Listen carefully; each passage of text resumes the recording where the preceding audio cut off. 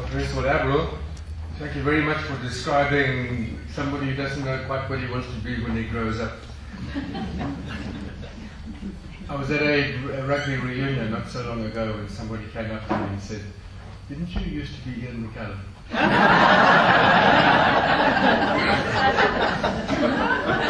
This is some serious identity confusion, and of course identity is a big part of our subject this evening.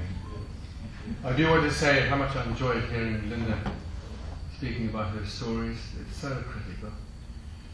To hear you, Patrick, going very, very much on the top of your game, and you're so easy to listen to, and thank you for the clarity of your message.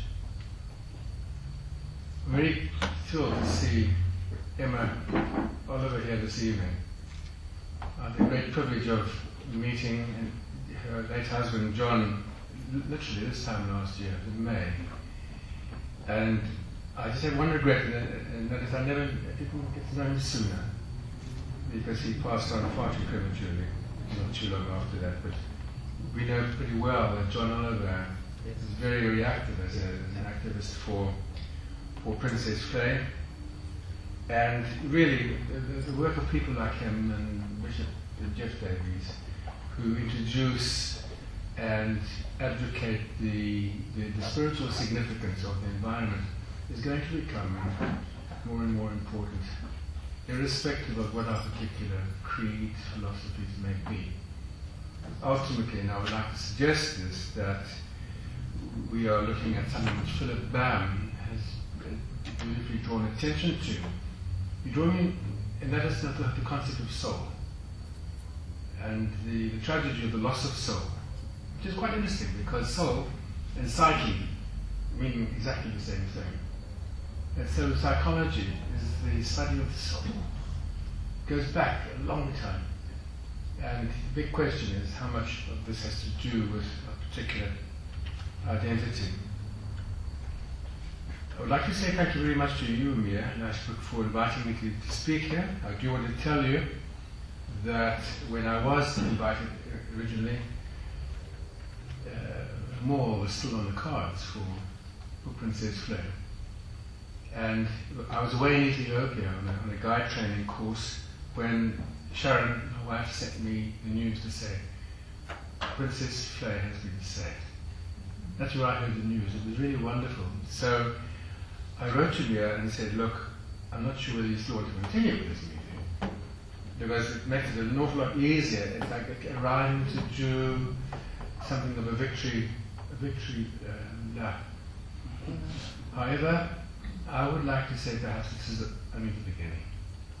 And that this particular victory must be treated with a huge degree of gratitude for a start, I think. And then the second is that there is no time to rest on laurels. And the victory here must be an example for, I can assure you, and we all know this, for repeated attempts to usurp other pristine and essential areas, not only in this city, but in this country. And we must be able to say, don't forget Princess Vlei. Never forget Princess Vlei, what happened to another people. It was because of the people. And never ever underestimate the intelligence of the local people who made this possible, made this victory possible. And so this has bearings, as far as I'm concerned, on many, many other environmental threats in this country. And I will relate this evening distinctly to the whole concept of identity. I arrived at Princess Vlei this afternoon. I took a motorbike ride up just to go and have a look at the old Vlei. There it was. I've been protesting in September of 2012. And there I saw people fishing. There were children, some with their parents. There were two young lovers, obviously planning their future. There was a man who was wearing a Manchester United shirt, soccer shirt. Clearly, he still hadn't stopped celebrating for Manchester's victory on Saturday afternoon.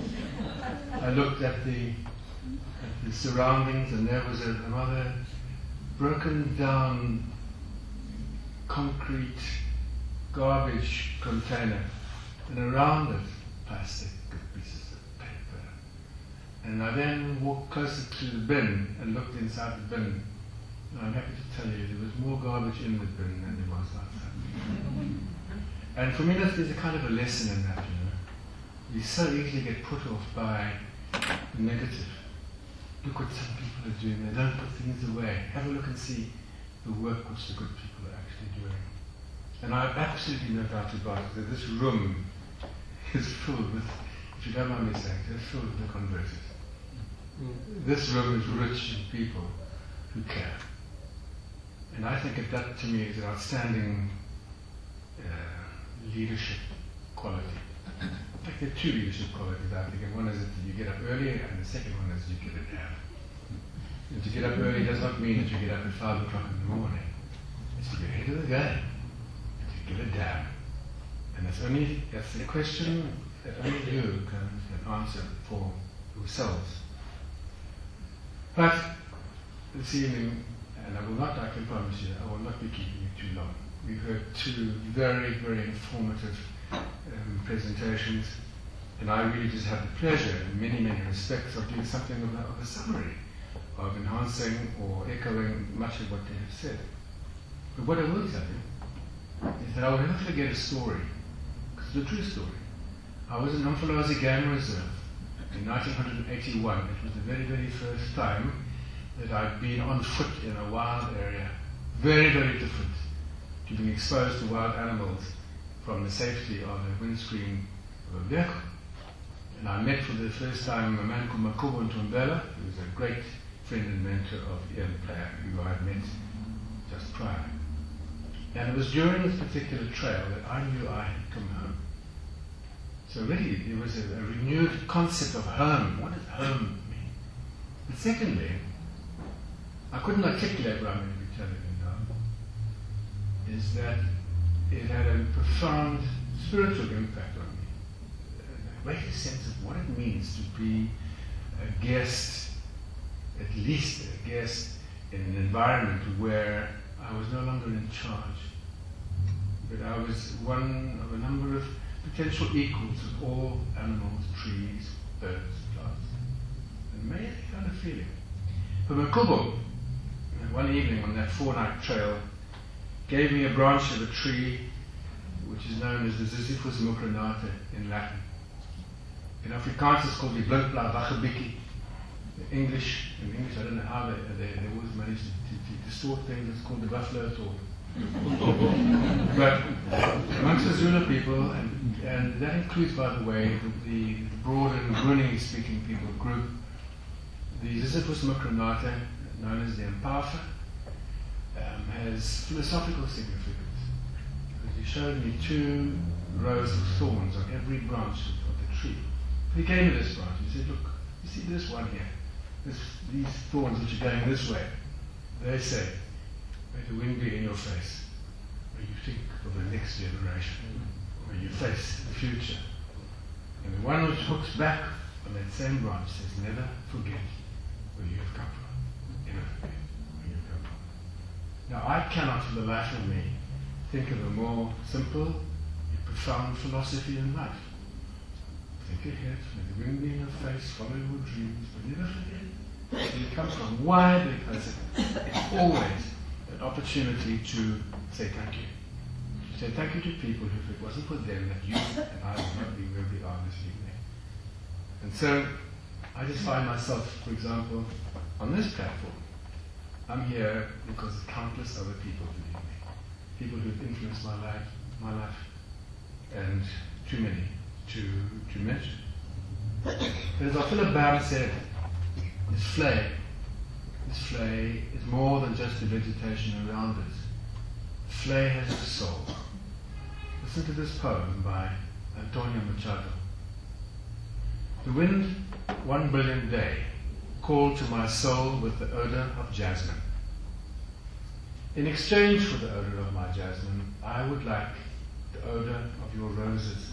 But I have no roses. All the flowers in my garden are dead. Well, I will take the yellow leaves and the withered petals and the waters from your fountain. And the wind left, and my soul wept and said, what have you done with the garden that was entrusted to you? And the wind left, and my soul wept and said, what have you done with the garden that was entrusted to you? Who on earth is Antonio Machado speaking to? And I think all of us, even in a small way, will realize he's actually speaking to each one of us. He's not only asking, what have you done with the garden? He's in many respects asking, what are you doing with your life? What have you done with your life? What does it mean to live in a city where you have a waterway like this? What does it mean to live in a country of such immense beauty? What are you doing to it? I think deep down we're talking about this link to human identity. And so, that soul is there. And what does it say to me? It actually reminds me of the need to redefine one of the most marvelous mantras you could hear. It is the mantra of Ubuntu. And Ubuntu, as we all know, means because of you I exist. Because of you I exist.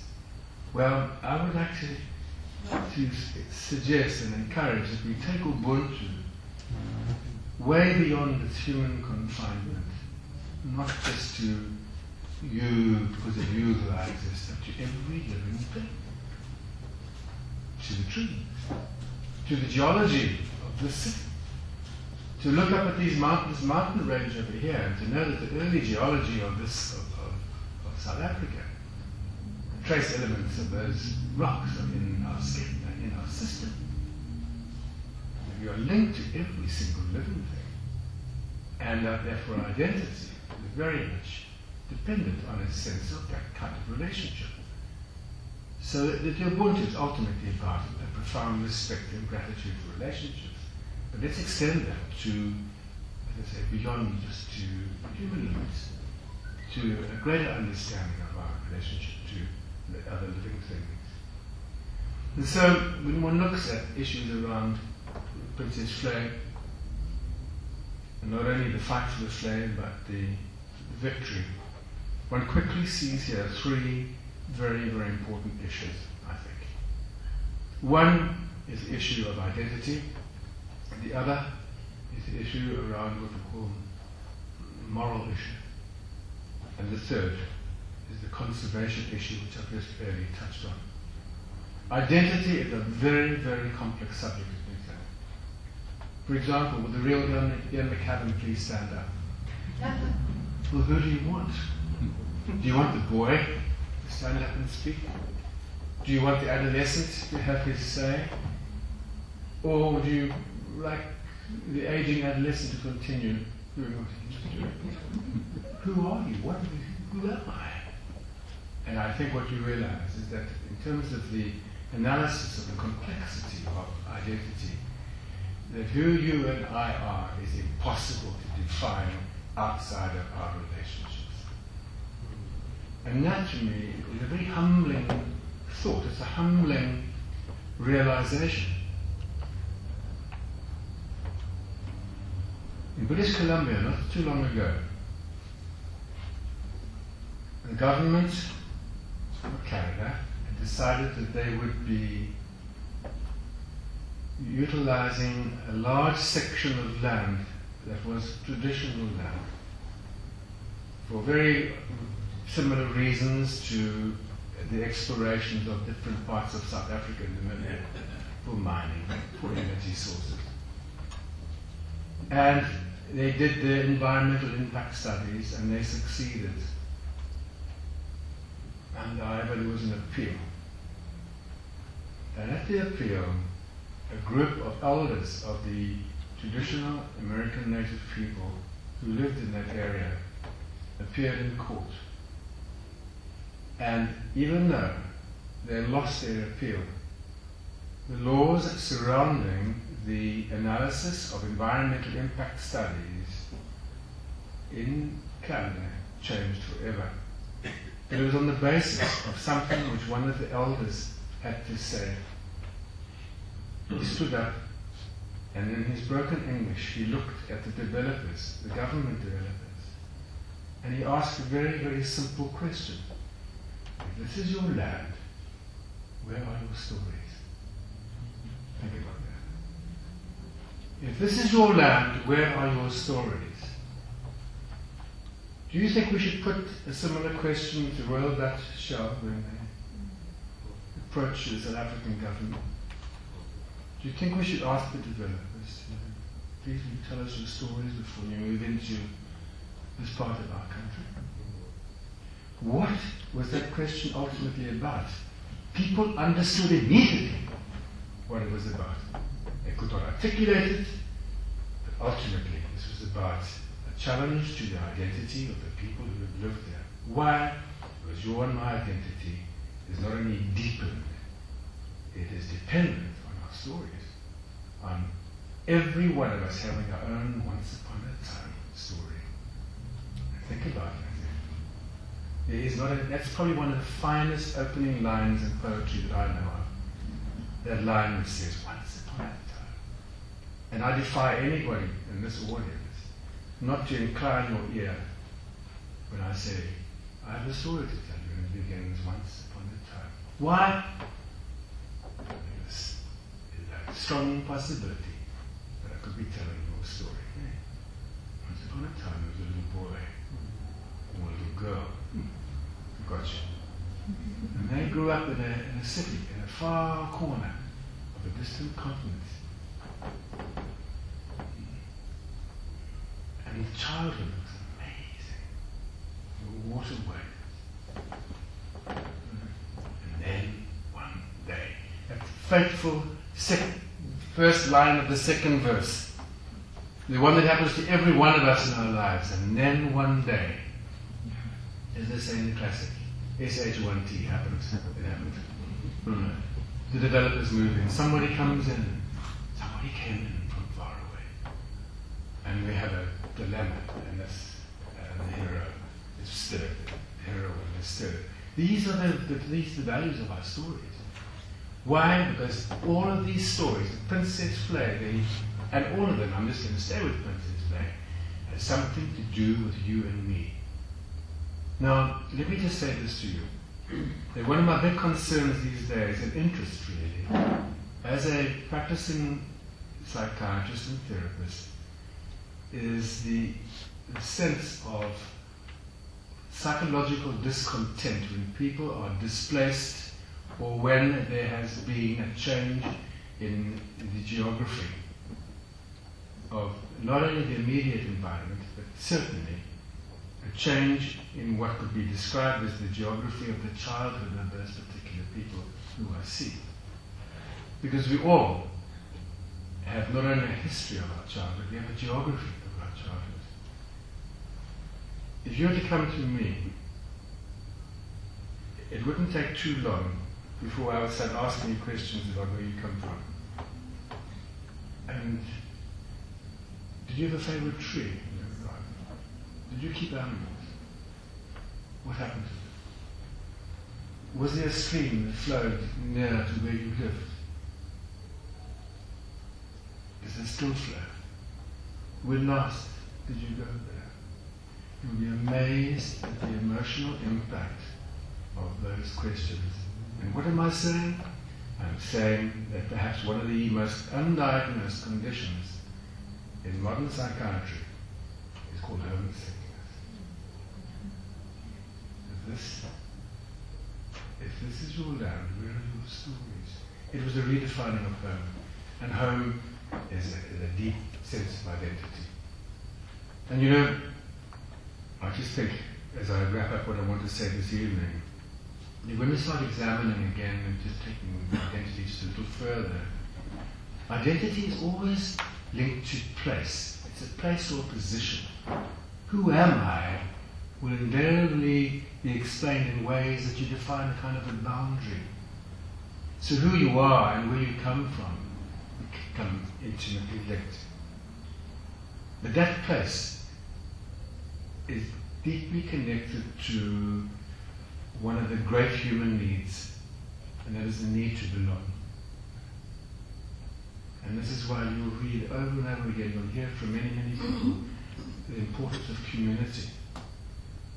Why? Because it feeds, nourishes one of our greatest needs, that need to belong. But just take that word just a little further, to belong.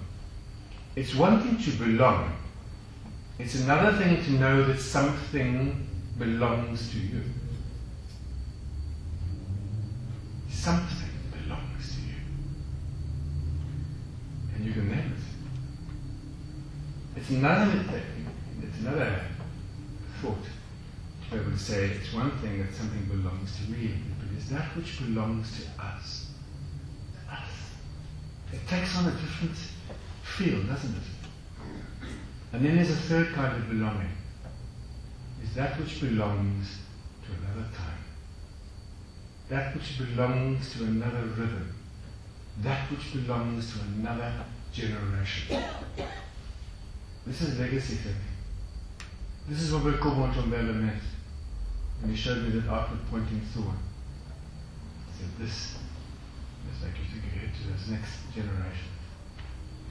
And here we have an incredible pivot to an ongoing, beautiful story of the Princess Vlei, of how, through community, we retained an essential part of our identity. And it is still here. That place that my grandparents visited is still alive. The place where my parents told me stories of mermaids and the places where people get abducted is still here. I'd like to close with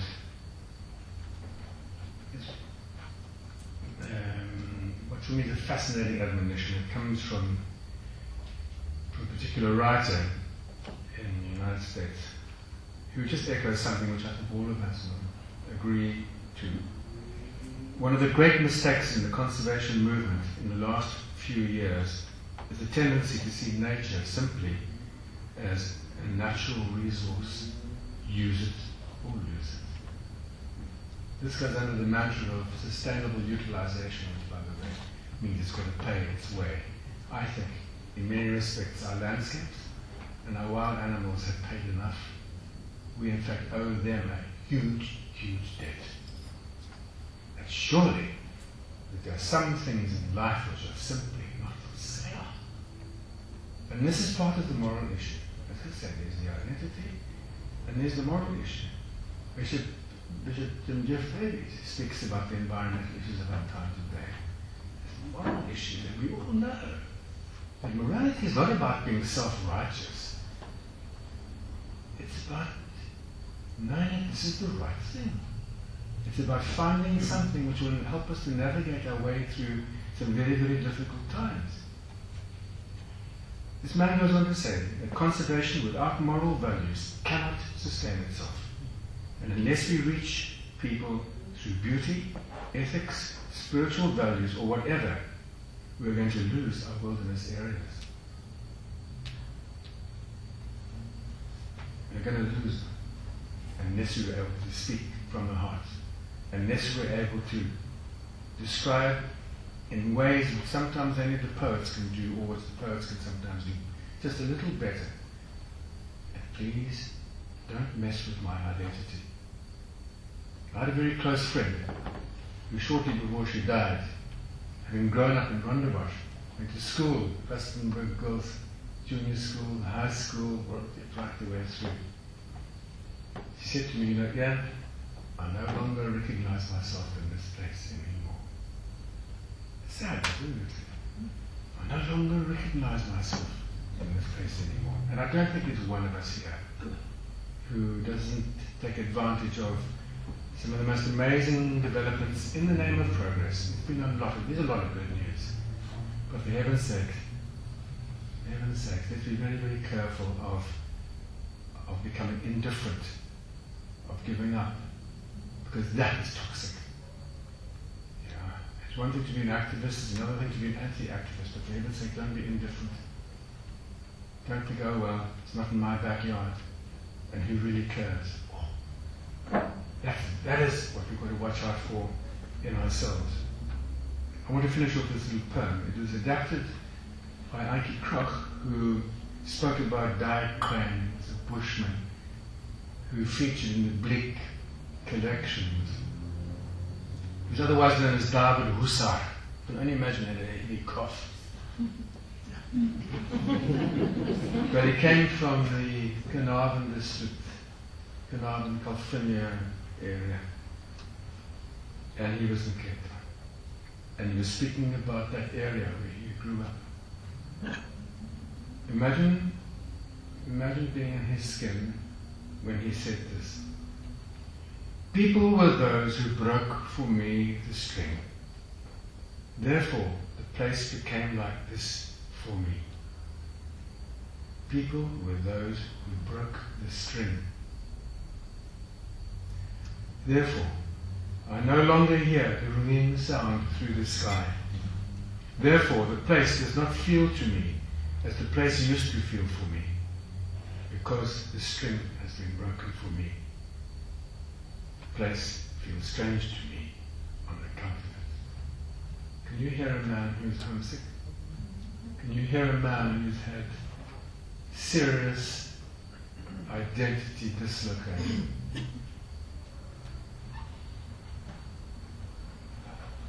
I want to say again to Philip Van, to Avril, to Mia Lashbrook, to Emma, through you and through to John, to the many, many people who've been so active in Princess Vlei. Well done. There's still a huge amount of work to be done. It's never going to stop.